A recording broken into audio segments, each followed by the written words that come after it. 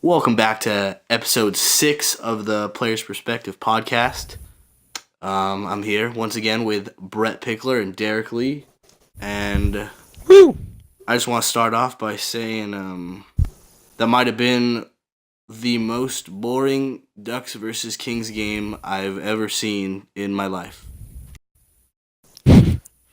Yeah, no, I would agree with that completely. Like the Ducks have been playing just fine. Like I know they finally got the win, but they were on their losing streak. But the last like 3 games they were playing actually good hockey, getting shots and all this. But like in this game, all that just went out the window.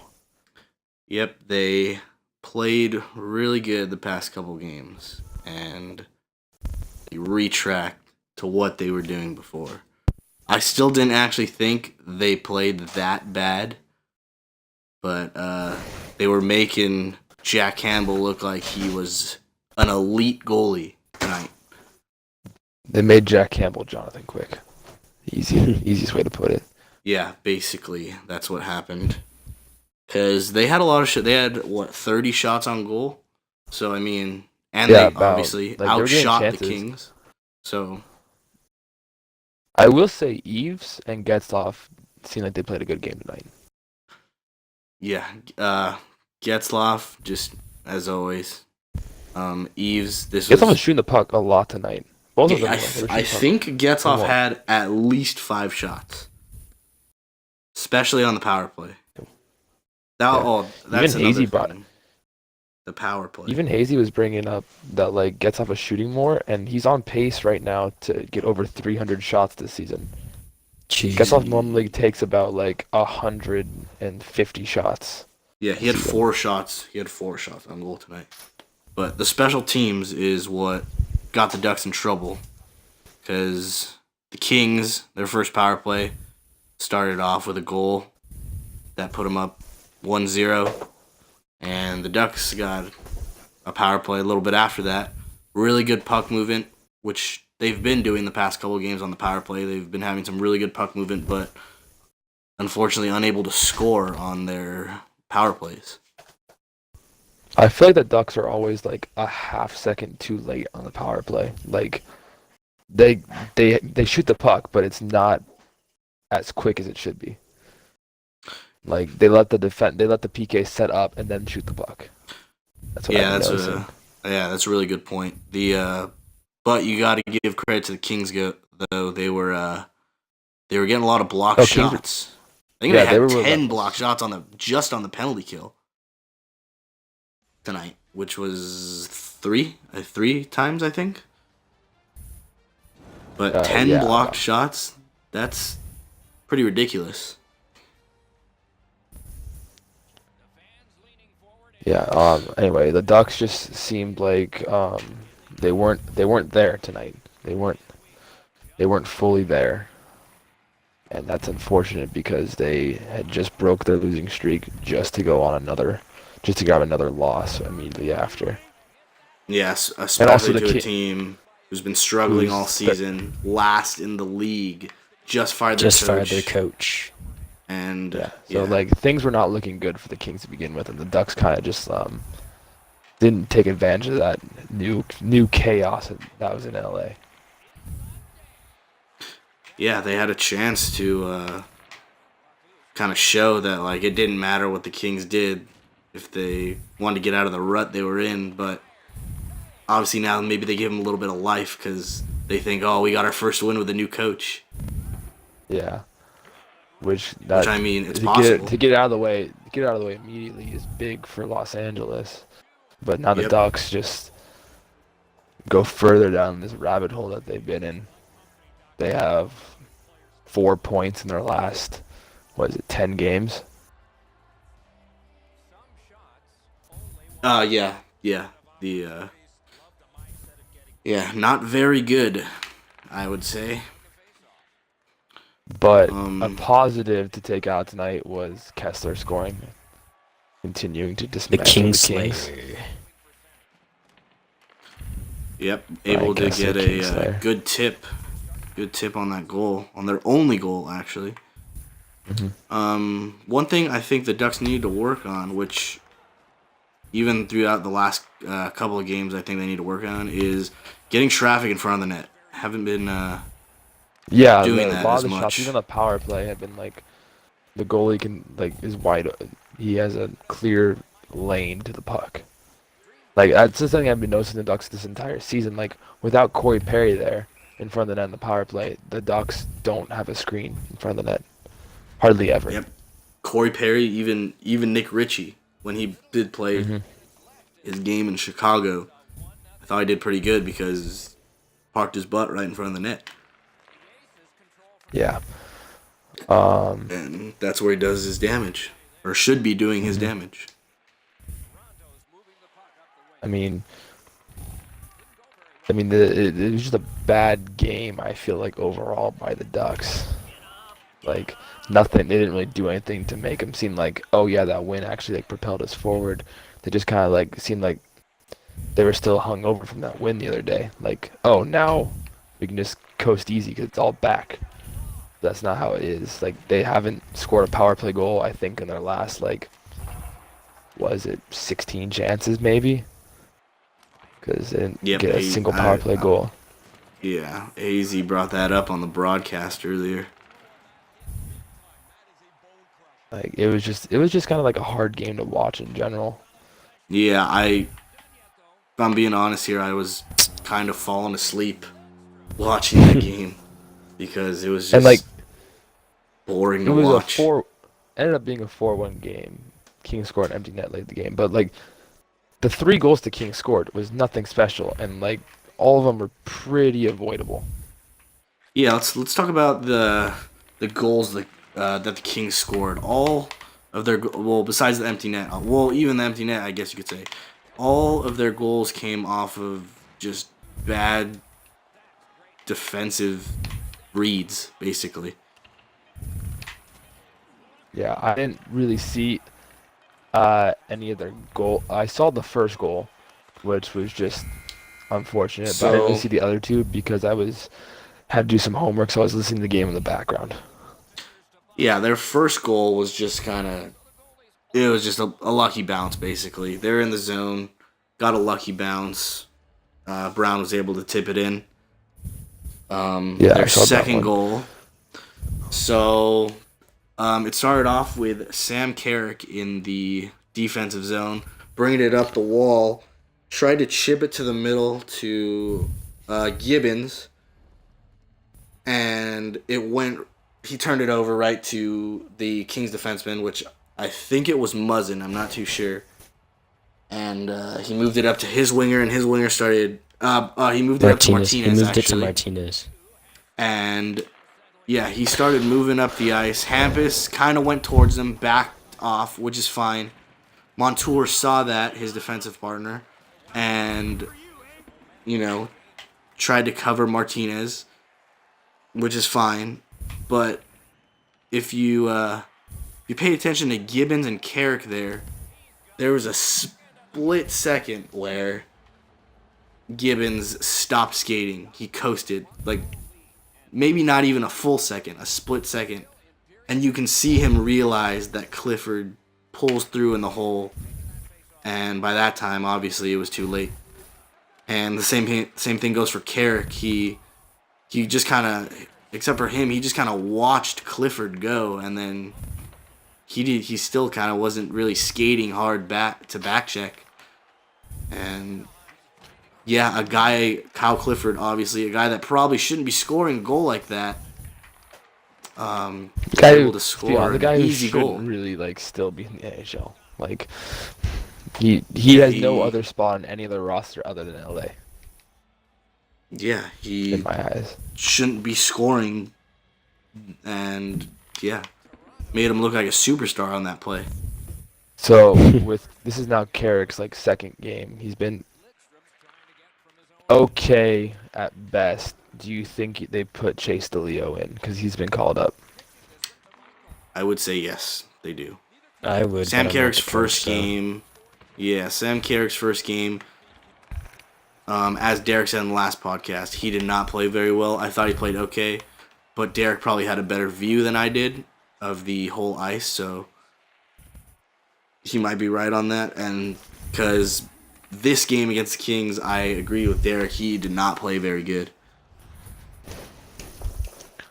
Yeah, it was just the Yeah, so fact in the last game, like he took one penalty on an offensive zone draw, I believe it was. Just like an unnecessary tripping penalty on Werenski. Like Werenski wasn't even close to getting the puck.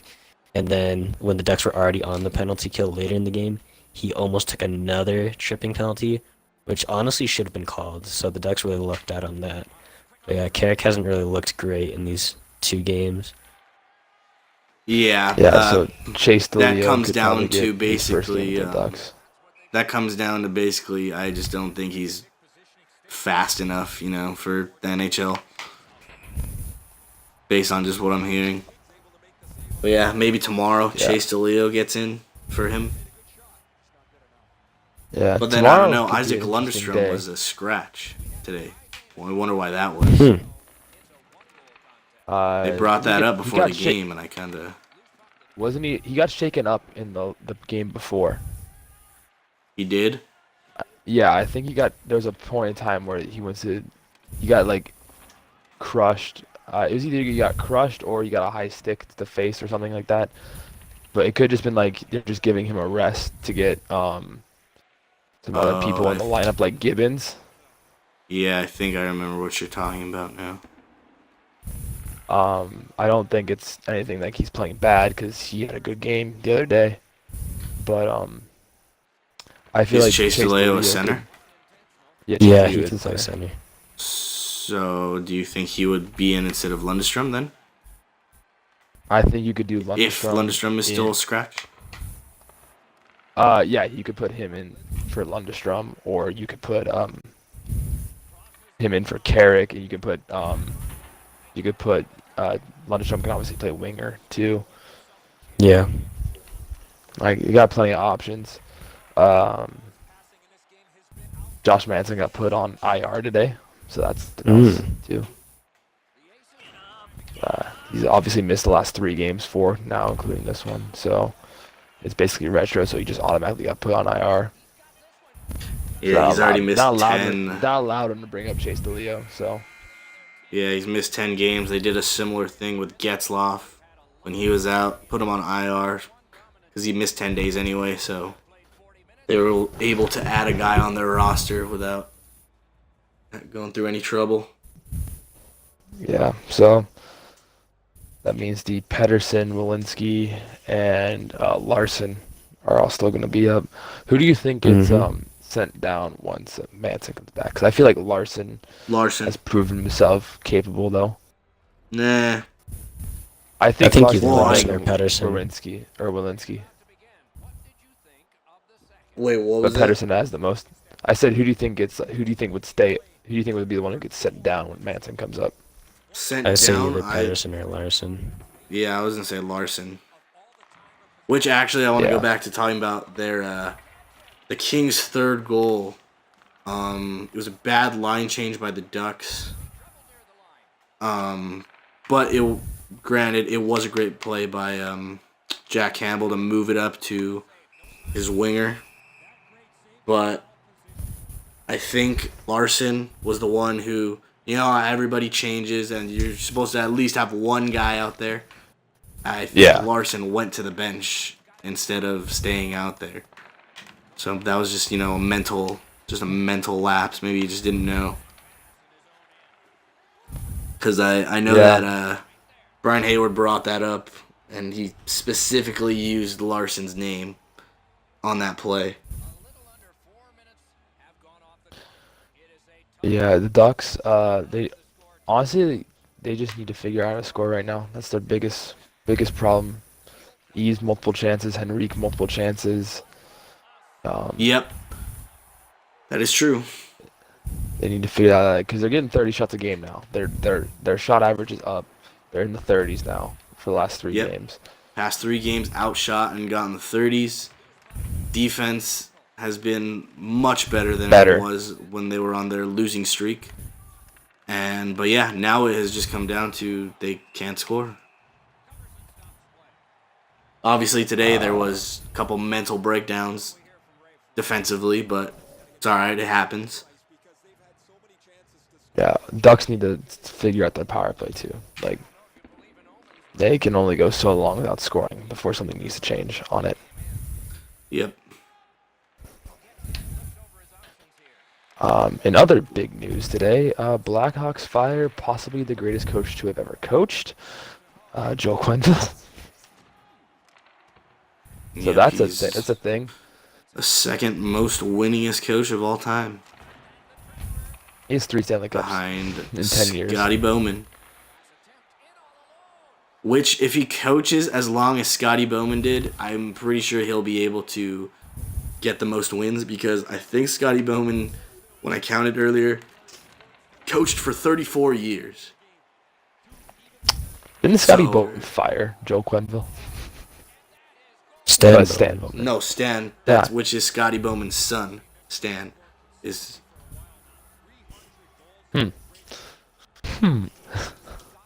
No, but yes.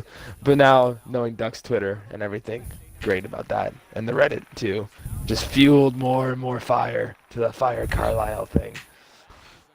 Yeah. Well, does Carlisle get fired after tonight's game? Yeah, let's talk about that. What do you guys think here? What the Ducks should do, or what's going on? Well, the Ducks were playing better, but then that all seemed to have been erased tonight. I don't know what caused it. I don't know why it happened, but the Ducks were doing good, and then all of a sudden they're doing bad again. And that's now puts them at what? They're now 6, 9, and 3 on the year. Yep, after that that right? 5-1-1 start. That still Yeah, just baffles so- me how the Ducks were able to just have such a great start like that with the injuries and the rookies that were in, and then it just fell apart.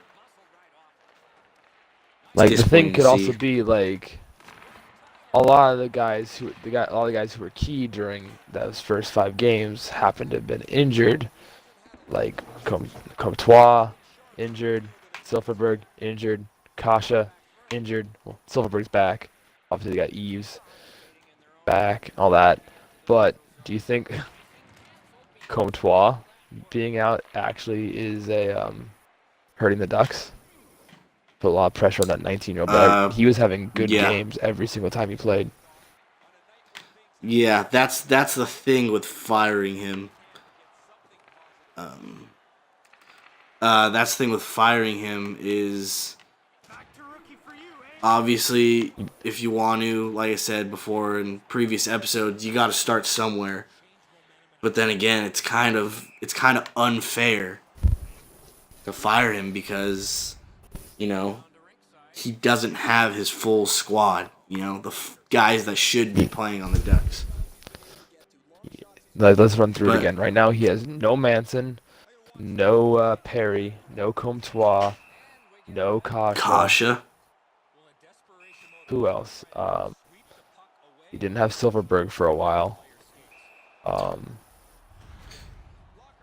Yeah, those Yeah, are some so key. he- And then Getzloff missed last game, which, I mean, it was okay because they won, won. but still. Yeah, but then the counter argument to the thing with the full squad is He got also, back you Eves can- and Kessler. no, got not even back that. those It's guys. just if you really Oh, want Richie's the full out- Richie's squad, out it's too. like, yeah, Richie. It's you can only wait for so long. You know, Yeah. you can't always be like, You can't oh, spend well, the whole season waiting. yeah.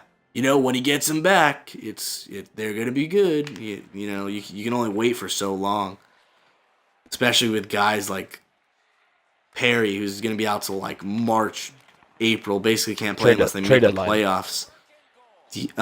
Kasha, who they don't even know when he's gonna. There's no timetable because he has a concussion. You know, stuff like that.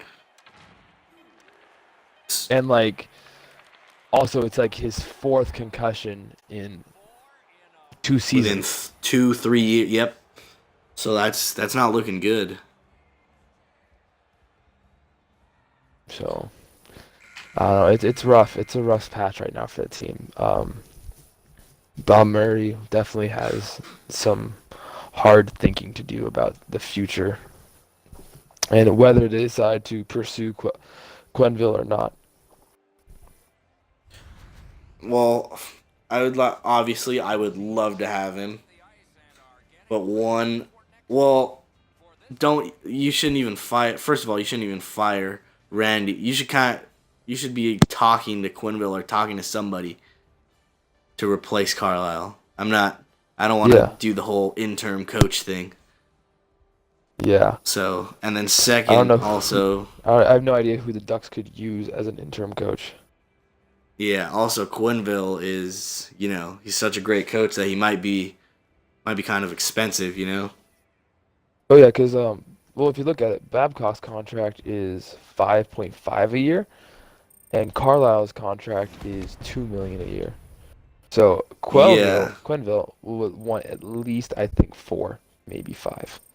Yeah, Quinville's was actually, I saw a tweet earlier that his was 6 million. So, That's a lot of money for a coach, especially for owners who do not like spending money, like the Anaheim yeah. Ducks. So, and then also the thing with, does he want to coach here? Yeah, It's up to him too. but then you gotta think about like there's other teams in the league that could be looking at like their coaches like who's replaceable right now. Like St. Louis, Mike Yeo, they're not having the best start. They're turning it around a little bit right now, but still not the best start. Um, Ottawa's Blues committed to a and Ducks, rebuild. the Blues and Ducks too, just big rivals of the Blackhawks. So that would be kind of funny to see if Hmm. Quinville was able to make it on their teams. Yes, I think there's no chance in hell Quenville would go to St. Louis, but you never know. It's fucking hockey. Yeah, it's that thing with like he wants like a good enough amount of money and wanting to win and wanting to able build a team like he did Yeah. in Chicago. Just Hmm. honestly a dynasty.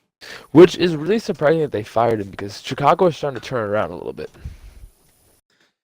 Yeah, But they based on tweets I saw earlier, it was just they fired him because guys like Stan Bowman like wanted to save their jobs, and yeah, just like with Bob Murray, maybe he needs to fire Carlisle because for his own sake too. You gotta think about that. yeah. 'Cause what if he Well, fires him? Gets a new coach and it's all fine. But what if he keeps? Oh no, I believe in Carlisle, and then he gets the flack too, Bob Murray.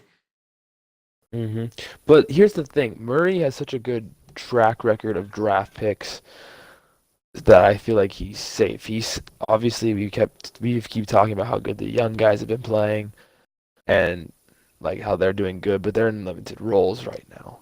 Like obviously in like 3 years the team's gonna be pretty good if the rookies continue how they're playing and grow.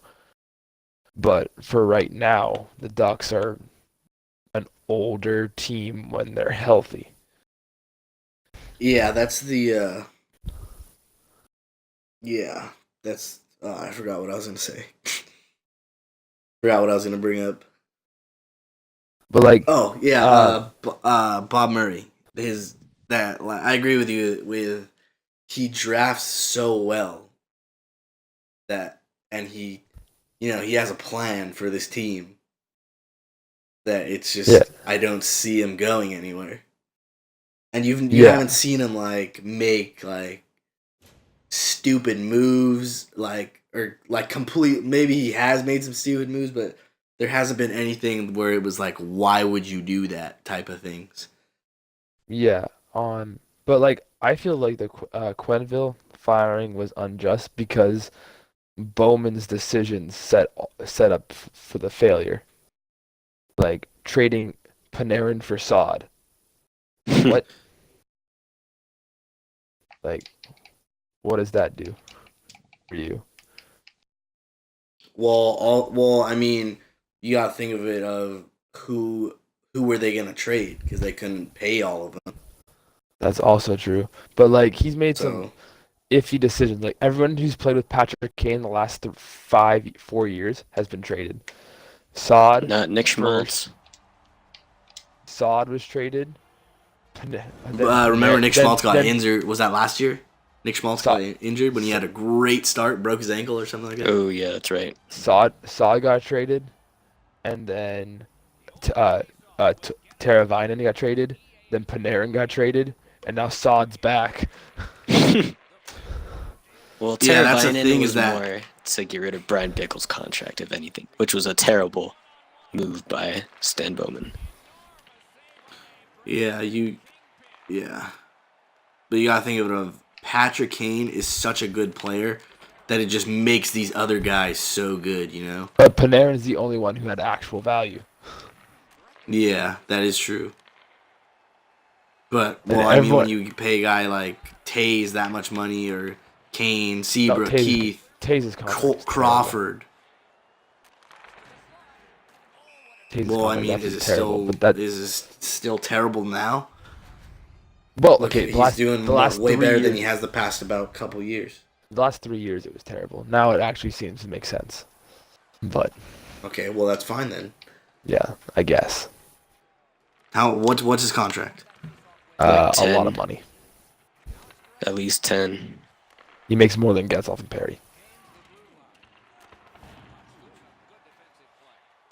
Well, I would say like the same thing like Corey Perry. It's like at the time like that guy was Yeah. good, like good. So you can't really blame, you know, when that he was basically like besides Crosby, like you could say he was like the second center in the league at that time, considering they were Yeah. winning all those Stanley Cups. Yeah, obviously not now, but you know. Taze makes Yeah, but 10.5 million a year Oof. that's so much till money. 2022-23. Oh my god. Ooh, Dude, just think of the oh, the yeah. Hawks cap hit once 2021 rolls around. They're gonna have so much money because they have about 30 million freed up from just Taze's contract expiring, Keith's contract expiring, Seabrook's contract expiring. Yeah, that's what was tough Kane about too. I'm pretty sure Aaron is that Kane, Crawford, he wanted to keep all those that contracts are gonna core, all those even though contracts you are gonna know.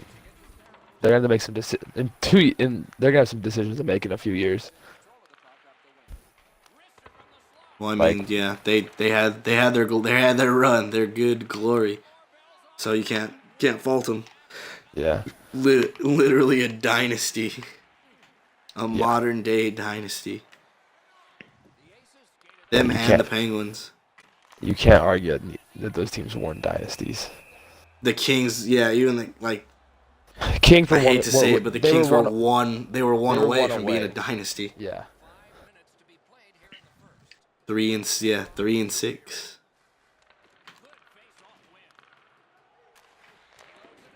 which in just today, it's just like incredible that they could even That's do that. crazy to think about. Yeah. Yeah, Yeah, that wasn't even that long ago, and it's crazy to think about.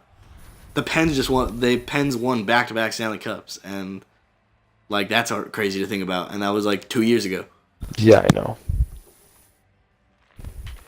Like you should not. That's the thing about hockey, which is like cool, is that you never There's know no who's gonna win. there's no super team. Well, there is really never anybody can win any night, and You have a feeling, oh, this team is probably gonna win, but it's not a clear cut like, yeah, this team's winning, for example, or these two teams. Vegas.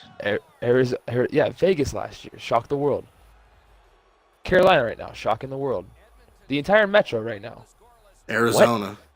Like, just because you're like a lower team in the standings doesn't mean you can't win, you know, and on any given night. Yeah, on any night, like if you don't show up, the other team's gonna win. Like that's just facts. Yeah, Like- that's all in hockey. That's all it is. Whoever works hard, you're gonna win the game. 9 times out of 10, the harder working team wins. Yeah, skill can only take you so far. Yeah, that's why I think Yeah, last year's playoffs were the most entertaining in a while, because it was a bunch of unpredictable. No, it was an unpredictable mess, to say the least.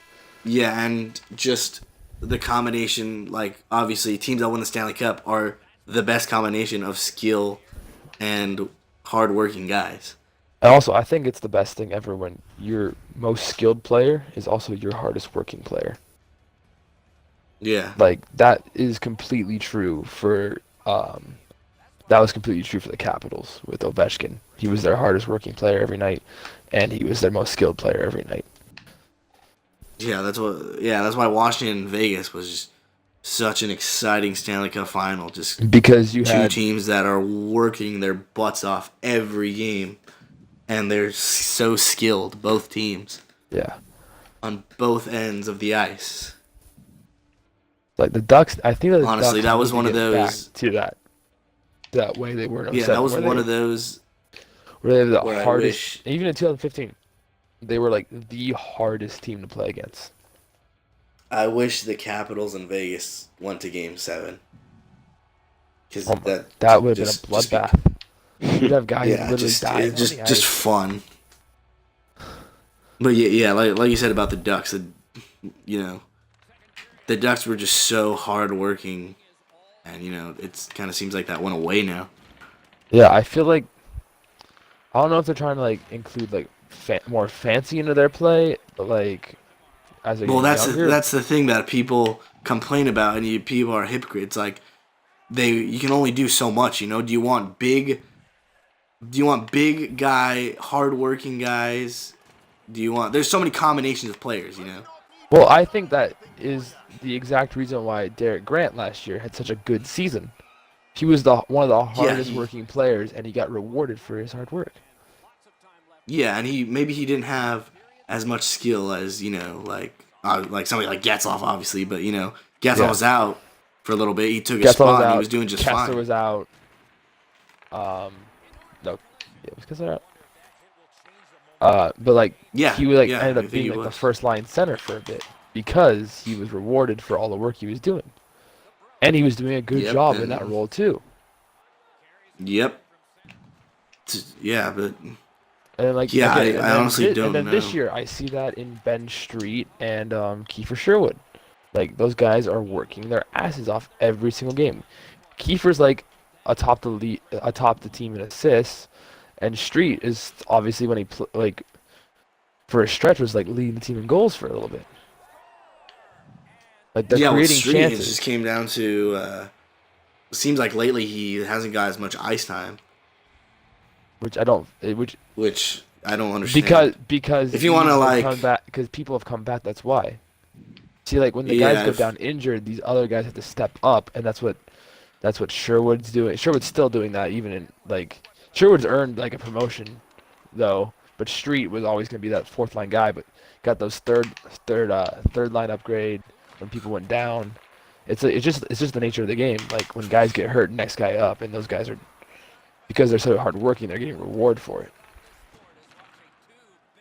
Yep, that's no matter where you play hockey, no matter what level you play hockey, that's how it works, always. Hard work will eventually pay off. That's why the Ducks. I think that's also why the Ducks got off to such a good start. Teams were underestimating anything; they could just beat them on skill. For example, the Sharks just had. Yeah. But the Ducks were they're grinding the entire game, like. Yeah, and you got the rookies that are trying to prove something, so they were always working hard. And that's what I kind of think is like maybe the rookies like got a little bit too complacent, Yep. Because they're like, oh, and maybe they're not working as hard now. I don't really see that in them, but then again, half of them are injured right now, so can't really say anything. Yeah. Yeah. So. But I know for a fact, Comtois, every night, he seemed like he had something to prove. Kiefer Sherwood's still playing like he's got everything to prove. Yeah, Sherwood is the one person that I think every game he's been working hard. Every game that he's played. Yeah. Like, except for that one game in Dallas where everyone played bad. But he was still working hard though. Yeah, Even that's if true. he didn't, he's always, last year it seems like that was always, Cogliano, Yeah. Even, and then maybe 2 years ago that was maybe Kessler, who was always working hard. Yeah. But like this year it's Sherwood. Every game he's working, no matter what the score is, He's working Yeah, hard. you see him throwing hits. He got leveled today, but he got right back up and still tried to make. Still almost made a play on that same. Like he didn't like sit Yeah, and down, and, like complain or anything or sulk. He got up and went back to doing his job, which is being below and the goal that's line that's and what trying Randy to get the Carlisle puck out front of that. likes. That's what Randy Yeah. Carlisle likes. Just tough guys that are always working hard. And people like to, I don't know, people like to say that's old school. It's like, why is that old school? Like It to still be wanting works. guys in your team that work hard every game.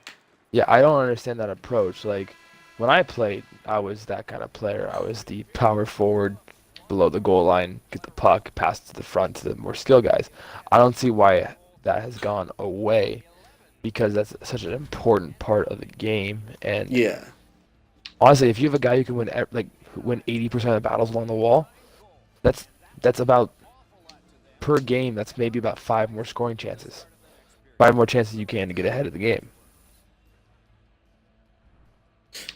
Yeah, yeah. In case you guys didn't know, me and Brett played together, and it was just we were always working hard every game in the corners. That was our thing.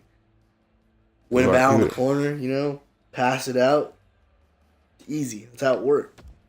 Run a little 2-man game below, either hit our center in the middle or I would create a loose puck battle, Brady would pick it up, walk the wall, and I go in front of the net. It was just granted it's just that simple. was still like a lower level of hockey, but I've seen it work in higher levels because like even in juniors, like majority of the goals I've seen scored weren't these highlight reel goals, weren't in that because I played in the SJHL. It was a lot of just like you grind the puck and then in the corner and then you get to the front and it's a good goal and then you have a goal.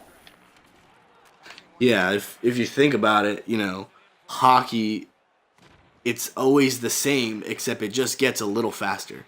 That's all it is. It's the same literally, game. that's all it is. It's the same. Everything is the same, but you just gotta do it a little bit faster. Everything that somebody does in the NHL, people do that. Me and Brett did that when we were 14. When we were growing up, but it's just a little bit faster. Brett did it when he was in juniors, just a little bit faster. Everything. Yeah. Everyone's a little bit faster, and a little bit stronger. Yeah, if you go to training camp, if you see the Ducks practices, me and Brett will see drills that we did. Yeah. But just faster. Faster, like it's obviously there's simple. more skill the older you get with because you just acquire the skills. Like you become a better passer, you become a better shooter, you become a better stick handler. Yeah, which becomes practice. The more you do it, the better you're gonna get. Hockey overall, although it may seem complicated, is the same basic game no matter what level it's at. And that's why I'm kind of against all these advanced statistics. I'm against most of these advanced statistics, like Corsi 4. That literally means nothing. Yep. Corsi literally means nothing in terms of a game. And let's say because your Corsi 4 can be impacted by the stupidest things. Let's say you get trapped out there for a shift, and the other team gets 5 shots on you. Your Corsi looks terrible at the end of that game, even if you had a goal. Because you had one bad shift. Yeah, because you had one bad shift, and let's say on the one shot you get, you score a goal, and then your line gets 3 shots and you get an assist. You could have a 2-point game and have a terrible Corsi. That's why Corsi 4 is Corsi 4 and against is such a terrible stat that shouldn't be taken in consideration that much. For me, the best stat you could use, which was one of the OG advanced stats, is plus minus. That has the best understanding of how a player is performing on the ice.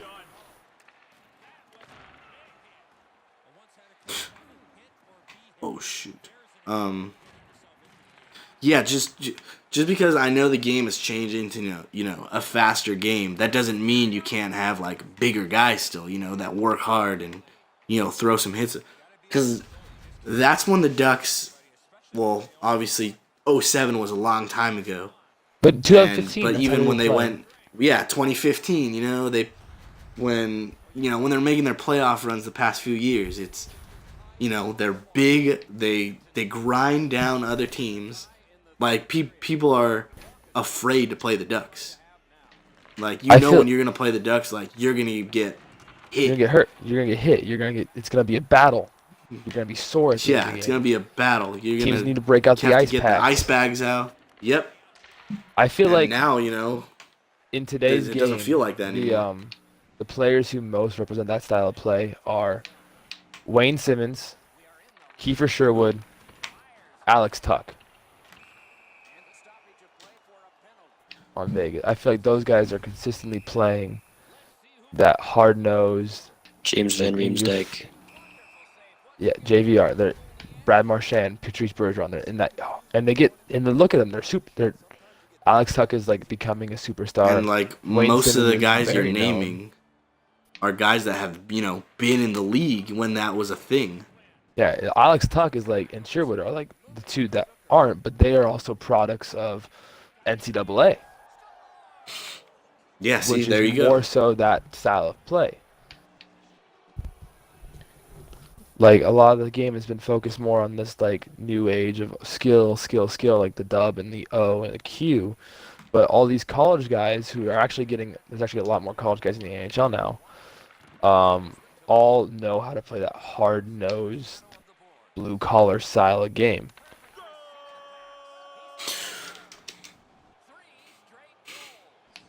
Yeah, I don't know. I don't know if you guys remember last year that article about Ryan Kessler. I think it was in the Athletic. It was, was it the no? It Or was it was the Players the players. Some yeah. He described playing blue collar hockey. That's how we play Yep. hockey in America. Yeah, It's blue that's collar. exactly what I was gonna bring up because you just said that. He made it a thing that he was always gonna be the hardest working guy, and him and his dad, his dad, he didn't care if Kessler had this many points. He doesn't care if he worked hard. That's all that he cared about, shutting down the other team's center. And that's how like our coach. And that's why Ryan Kessler is a successful player. And I attribute hard work solely to like how far I got in hockey. Like, I basically, when I went to junior, I got cut by like nine times before I made a junior roster. So I got cut from ages 16, 17, and I finally made my first team at 18. And it wasn't because like I didn't have like it was never because like it was always for the dumbest reasons, right? Like, oh, you need some experience, you get a little faster. It was always those little reasons. And then I finally get a shot up in Canada in the SJHL, and I make the team solely off hard work alone. And like that's what I pride my game on. So like hard work gets you places and can keep you places too. Hard work is the reason why a lot of those guys are still in the league. Like, who's an older player? Guys in the Nicholas NHL, Cronwall. dude. He's still in the league because one, he's good, but two, he always works hard. Who else? Who's another older guy in the league that's still like kicking it? Justin Daly. Williams. Justin Williams. Ooh, Justin Williams, that was a good one. Trevor Daly. Just guys that have just been around. Like, Duncan Keith. Honestly, like, McDavid, like, he just changed everything. Crosby crazy started to to think change. about. Crosby started to change, but then McDavid put an exclamation point on it. But I will say, Ovechkin, I would say is like, I feel like Ovechkin's like the one like in this new age. He's still like he's the culmination of both extremes. He's got the extreme skill and speed. He's got the extreme strength and hitting ability. to me before it was about being tough and like strong, and then when Crosby came in, Ovechkin, it was about skill. And then now, when McDavid came in, it's now about speed. Mm-hmm. So now you have, speed, skill, and, even hitting, which is sad to see. Every hit, it's like, oh, is that going to be a suspension? That goes through your head every time you see a hit. Granted, if it is a dirty hit, obviously they should be suspended. But, there's some times where a complete clean hit, people will say, oh, is that a suspension? No, it's not. Like, it's crazy how the game has changed for people thinking that all the time. Every hit is like. And like a lot, I know I'll probably get hate for this, but I am a fan of Tom Wilson. He plays that old school hard Oh, style yeah. game. Love like that that. guy. Yeah, Yeah. he does do dumb stuff. Obviously, I will admit that he does some dumb hits sometimes. But hmm when he's not playing, you know who's a perfect example of this? Brad Marchand. Dude's a That's also freaking true. amazing player, and he'll do the absolute dumbest things sometimes. Well, you can even say Where Corey it's Perry like, in this dude, argument too. well, yeah, yeah, even him. Like, it's like, dude, come on, like, Now, yeah, it's now, like, come on, dude. Well, then, but also, how many times, even Perry, like, people like to say Perry Kessler is like dirty. and How? Marchand What? and How many times have they you seen rarely get Perry suspended. injure somebody? How many times have you seen Perry get suspended? Once for spearing Jamie Benn. In Jamie the Benn's freaking another player 20 too. Yeah, it's just like they're good. Like, I don't understand how people call Corey Perry dirty and Kessler. I understand the little slashes behind the play. You know, he gets in their head, but it's like, everybody does that. Like, come on. Everybody does it. Who? Oh, But Jerome McGinley was famous for all this stuff. yeah, there's people like Marchand, like slew footing, getting hit, sading some guy from behind. Doing stuff like that. It's like, dude, come on. Wayne Simmons. Why Wayne did Simmons. you have to do that? Matt Kachuk. Hard. I hate him. I played against him. I don't like him. But Yeah, I that's hate because, that guy too. like, But you got to that's admit, because he was like that player though, and I'm exactly, pretty sure like which I is was good, also, which is good on him. and I know for a fact I was that player too. Like that's like You, our coaches taught us to do that. Our coaches legit Yeah, told us to yeah, be like yeah. agitators. yeah. Shout out to Scott Shand, And Patrick know, Stefan. teaching us about pushing on the pants, slashing a guy on the top of the boot, stuff like that. Stuff that hurts. Cross checking a guy right in the ribs, right in their kidney. On the face off, a little spear to the ribs. Yeah, like- Like because we that's knew all the how places you're to go taught. after someone, and then like we were taught that by me and Brady had to do the drills against each other. So me and Brady would come back Yeah. from like our practices, our private sessions, and just be like just so sore. But then we go to do it in a game, and then other team would get so sad and butthurt they like complain to the refs, and me and Brady would just Yeah. go our line and score a goal. Yeah, So easy. yeah. Just all you want to do is just get in the other team's head, and they start crying, and Mhm. you Like do just your, like you do your the thing. perfect and boom. example of this is Corey Perry and Jonathan Quick. That is the funniest Yeah. exchange every single time, because Perry knows Quick's an emotional goaltender, so he will just tap him on the He just He'll just- bugs the shit out of him. He just knows how to bug the shit out of him. yeah. And it's not even anything big. He just has to, yeah, like you said, just needs to do the littlest thing because he knows Quick will get mad at him. Or Perry skirting water in Carter's glove. Yeah, people like that. It's like they're friends, but it's like he's just that guy that he just pisses you off Yeah. just because he can, and he knows that he'll get in your head. Oh, you know who's in a great? Totally forgot about him, but I think I would say the best example of a guy he's won a super class act, a really hardworking player, but everyone hates him. David Backus. Ooh, I didn't like. I've always actually liked David Backus, even when he was on the Blues. I love David Backus. Like, I remember at one point he was like up there for my favorite player. Like, I almost bought one. He was like. I almost bought like a David mother effing Backus shirt from like Bring Hockey Back at one point. Yeah, he was like, dude. Yeah, back in the day, Remember? David Remember, Backus like, was one of the top two-way forwards in the league. Yeah. Or when he was like, when the NHL was still going to the Olympics at 2010, he was doing his Fight Canada tour, where he'd fight almost everybody on Team Canada's roster, just to get in their head before the Olympics even started. He was trying to get into their team's head. Yeah, and just because you do that doesn't mean like you're a dirty player. It's like You're just really you're trying to competitive. get You the want to do upper everything you hand on can to something. And win. it's not cheating. Don't say it's cheating either.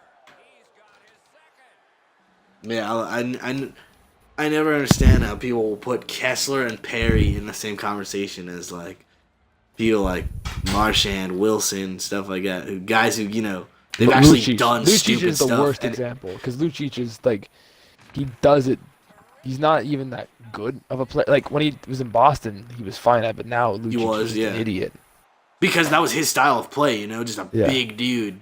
Just It yeah. fit with Just today, Boston I saw a too. tweet. Yeah, just today, I saw a tweet of him doing something, just literally chasing a guy down That's just for dumb. like That's 10 not. seconds and just That's not what that's not what we're ginormous condoning here. interference, dude. Like going out of your way to do that, like to actually try To and deal injure damage to someone. somebody, no. Yeah, that's to injure somebody. That's no, you don't do We're that. talking about like little things just to get in people's head, not like go head hunting.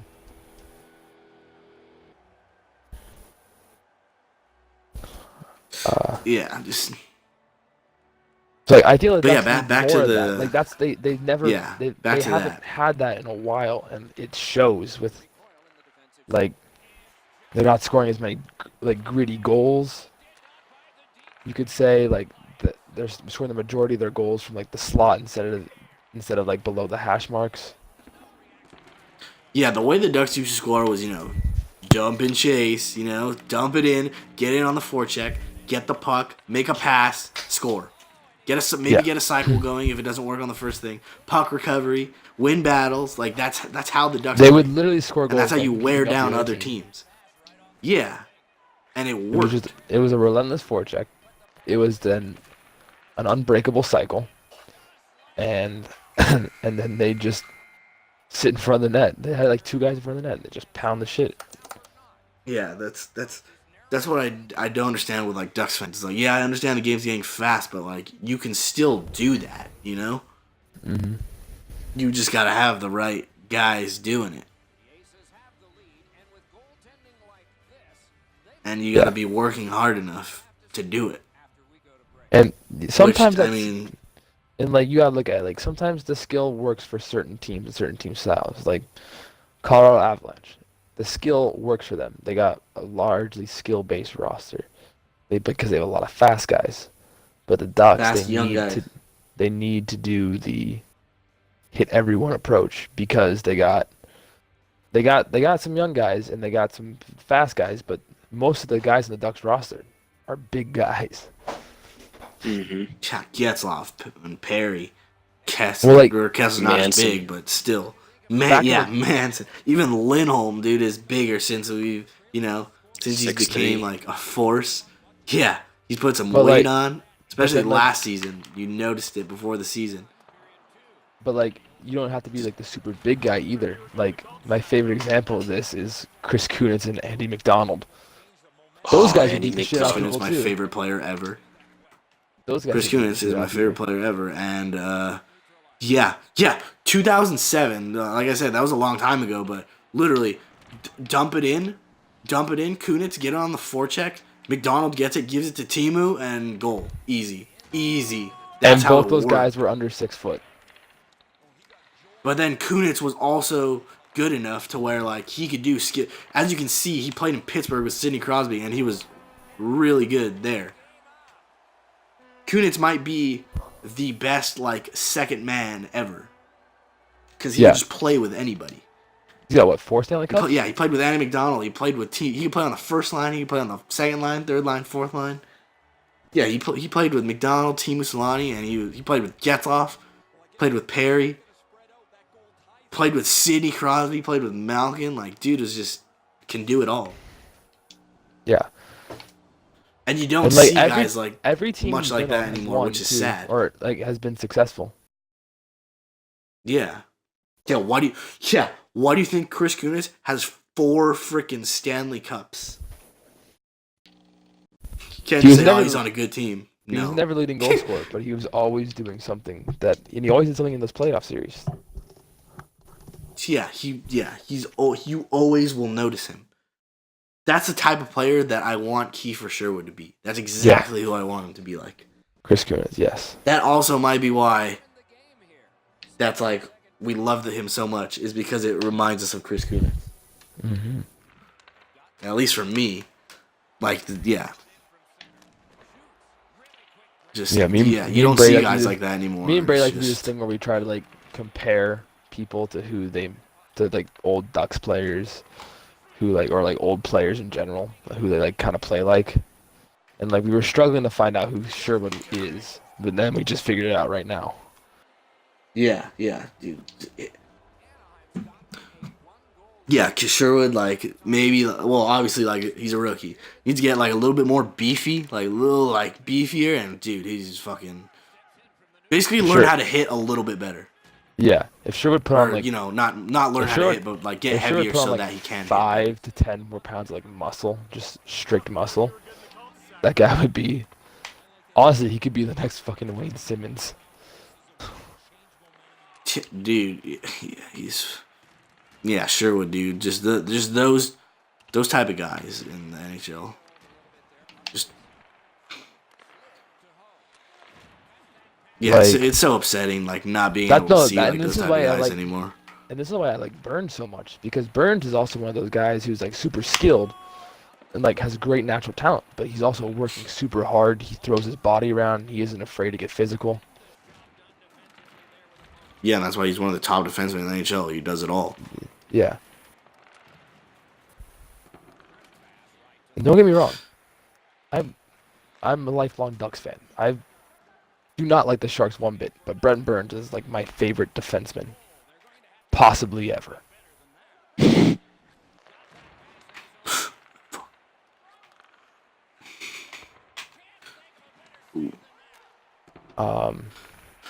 Okay. I think we can wrap up that little side rant. Yeah, that whole thing, it just comes down to the whole thing with coaching, man. Like, just I honestly don't know like what the Ducks would do. That's what we were talking about, right? Originally. Yeah, like what the Ducks are gonna do. Yeah. And like they just need to play. They just need to play more physical. I think that's legit gonna be the thing that saves them. Because honestly and low key, I feel like Bob Murray like very physical. I feel like Bob Murray's low key like listening to fans too, which I fucking no. Like shut up, like just fucking do your job, dude. You do a good job. Just fucking you know. Executives shouldn't really listen to fans. Yeah. Yeah, just like we were talking about NHL 19, you know, the game testers. It's like, dude, or like obviously there's time when you want to listen to your fans, but it's like when it comes to playing the game, you know, like actual sports fucking in real life. It's like half of these, like 90% of these people have never played hockey. You know, they're just fans of the Anaheim Ducks. They're fans of hockey. You know, you expect them, and that's why every fan is just likes to bring out the dump and chase, because they don't know like what else to say. Yeah. Like that's their only excuse, because they see other people saying it. So they figure, oh yeah, that must be it. Just like but I hate to break it to you, Reddit Chief. post earlier. That ain't it. Yeah, the Reddit post earlier, guy said, we have many skilled forwards, but Carlisle's system just slows them down, making them ineffective. That's what? When the Ducks were 5-1-1, what when the Ducks were 5-1-1, where was that comment? all of a sudden they're losing, and it's, oh yeah, his systems are ineffective. It worked for 7 games. Also, you gotta remember the Russians. It's worked when he coached here before. It worked last year. Some of the most skilled teams ever have used the cycle. The Soviet Union in 1980 and all the previous years, they designed their whole game off the cycle. Like I read the actual book Boys a Winner that described like the actual team, like the U.S. 1980 U.S. team. It just put great detail into like the Soviets and all that too. Like it just like basically the Soviets just would beat the shit out of everyone with the cycle, and then it'd be. But they were also just so skilled that they were so skilled. Well, even in the movie Miracle, it's like the first game that's why everyone was terrified of them. Yeah, they could outskate you. Two, they could outplay you, and three, They could they out could hit you. outhit They could you. outskill you. Yeah. Well, yeah, Like that's how it used to feel about the Ducks. But they now, were the red you machine know what for it a reason. was? Honestly, I feel like them getting swept last year, like, just put everything into a panic. Honestly, Yeah, like even if they yeah. would have won like one game, or like the fact that they got swept, they were like, oh shit, like we need to do something. Which, dude, it's like Randy Carlisle's system. Like, what do you want? Like, it's worked for how many years? Like, It's it even worked last year. What's different from last year to this year? Like in terms of like the style of play, like in the NHL. yeah, There's a couple nothing. rookies, Yeah, Elias Pettersson, people like that. There's a couple rookies, but other than that, it's like, there's a couple what like else? there's a couple of generational talents. That's about it. Like you could Yeah, like it's like his stuff worked last year. last year's Yeah, maybe the draft Ducks was got a little. terrible. They didn't win they didn't win Like the division last year because of Vegas, but no, like you gotta remember that like last year's draft class was one of the worst draft classes. Like there's a reason why there's what 7 first rounders this year in the NHL right now. yeah, Like dude, it's just it's absolutely nothing's ridiculous. changed. Nothing's changed. It's just yeah, they got swept last year, and it put them into like panic mode. Also, the thing with Dumb and Chase, it's like, okay, you take away Dumb and Chase, what is a forecheck then? You're just gonna Yeah, eliminate forechecking from the NHL? you How can't else do like you it's forecheck? physically You can't impossible to you can't carry in every forecheck. puck. Yeah, you can't forecheck with the puck. First of all, yeah, you can't carry in every puck. Like if you don't want Dump and Chase like ever, which every team does, obviously, you're not gonna have a forecheck. Forecheck is not even a thing. Once again, It's I like, like to bring up yeah, Warren yeah. Fogel, Carolina. I There's a just video of I just him thought of doing that a right now. one man forecheck and literally pinning the Rangers in their zone for a minute. Beautiful. He Absolutely killed off beautiful. an he was on a PK too, right? Like he killed off an entire Yes. PK Yeah, yeah, basically he by was. himself because of forechecking skill. Yeah, because of forechecking and hard work. Like what? I, yeah, I still just never understand the obsession with Dumb and Chase. Everyone does it. Not everyone can have like a Connor McDavid on their team that could just skate by every single player and slow it down. Just not gonna happen. Like Yeah. okay, let's go through every team right now and name one guy that could do that. Bruins Um, Pasternak. Okay. Okay, I'm just gonna go down the league. Okay, Tampa Bay. Stamkos. Kucherov. Braden Point. Okay, Tampa's got Nashville. a lot. Philip Okay, Forsberg. that's fine because they're a very fast team. Nashville. Philip Forsberg.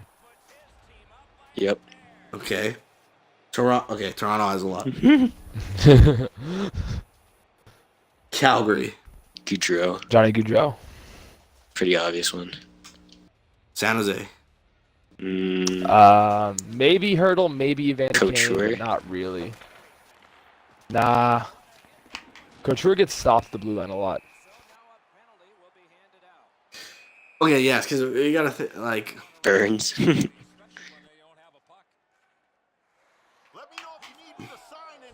Yeah, like I'm trying. Yeah, a guy that can literally do it by himself, like just based on skating. Can't like. Just imagine. Yeah. So when we're doing this list, they can't pass to anybody. So you already did the first 5. So Vancouver. Elias Pettersson. Patterson. Okay. Or Boston. Bo Horvat. Pasternak. Pasternak. Pretty obvious. He already did that this year. Minnesota. Nobody. Nobody. Okay, and what that means they have to dump and chase and forecheck. And you know who their coach is? Bruce Boudreau. A guy. Yeah. There you go.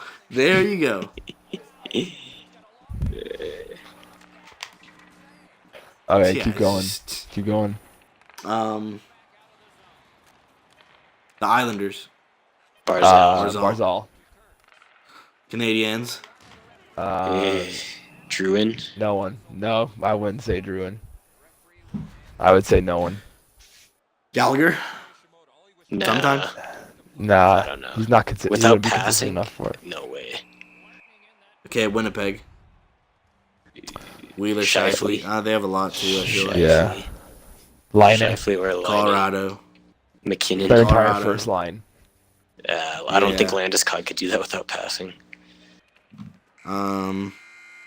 Dallas. Just say Sagan, Ben, Radulov. Heiskanen. Blue Jackets. Panarin. Panarin isn't the fastest skater. Yeah, but he has really good hands. You don't need to be like super fast. Okay, yeah, see, so that's what I'm saying. Like, on these things, we're talking about speed, or are we talking about skill? I don't know. Because again, Edmonton, McDavid. Well, I was kind of talking about mostly. I was kind of Just mostly skating talking ability about alone. speed. Yeah, just Because based on McDavid skating has ability. hands and speed.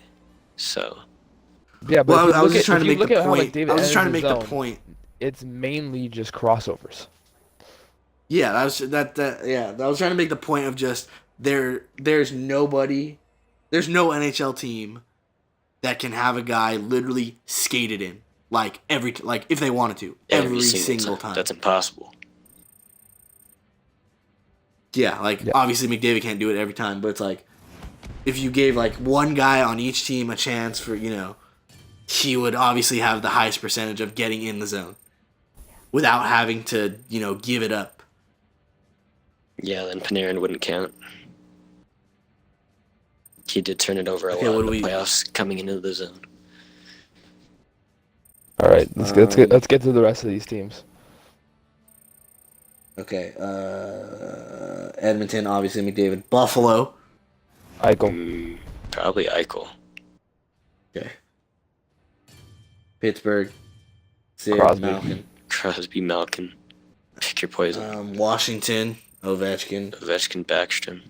Backstrom. Philadelphia. Drew. Nah. I'd say Drew's Yeah. we need to pass it. Philly plays Yeah, a me more too. like line work kind of game.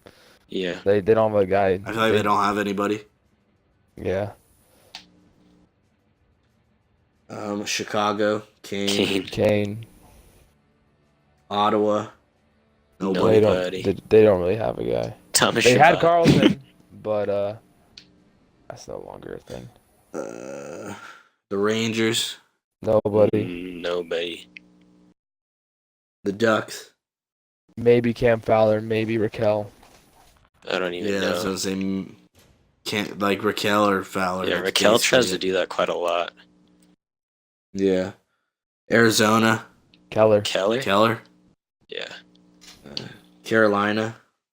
Aho. Sebastian Aho. The Devils. Heischer. Or Taylor Hall. Yeah. St. Louis. I They don't really think have anybody. They don't have like Maybe a super maybe like Tarasenko, fast but dude. like I don't think him. Yeah. Vegas. No, I feel like they don't have one either. They don't. the way they their play breakouts are doesn't very. call for that. It's a lot of passing. Yeah. It's like a launch Detroit. system. It's a lot of passing. Larkin Nobody. 3 years ago. 3 years ago. Yeah. Yeah, the nasty maybe like 2 years Kings. ago. The Kings, Kings. no one. Maybe Kopitar. Maybe Kopitar, yeah. Doughty somehow does it. Florida. Maybe Barkov. Barkov, but that's it. Yeah. So all those teams have maybe one guy. But how many of those teams still dump and chase every game? And like I said, that's one guy. So maybe one line each time can bring it in. Yeah. You gotta remember the NHL isn't full of just superstar players. Like you have Exactly. most of the team is depth players. Yeah, exactly. That's why you literally have like one superstar, Mhm. and then a bunch of guys that are just regular superstars, and then a bunch of regular guys and depth guys, and can you imagine just every team, just having like one of those guys? Like, just it's not how it works. Yeah, but like that's the thing we're getting at. Like you can't every single time you're not gonna be able to carry the puck. So So, yep, I think there's nothing you can do about dump and chase. It's never gonna go away. Unless they literally make a rule where, like, yeah, you can't just throw it in from before the blue line. Yeah. All right. Well, I think that covers everything we needed to cover tonight. What about you? Oh yeah, I think we're good to wrap it up there. Solid rant at the end there. Solid rant in the middle. Somehow tied it all Yeah, back it was to a- Anaheim. Yeah, this is a pretty long episode, but it's alright. We talked about important stuff, so yeah. Thanks for joining us on episode 6 of the Player's Perspective podcast.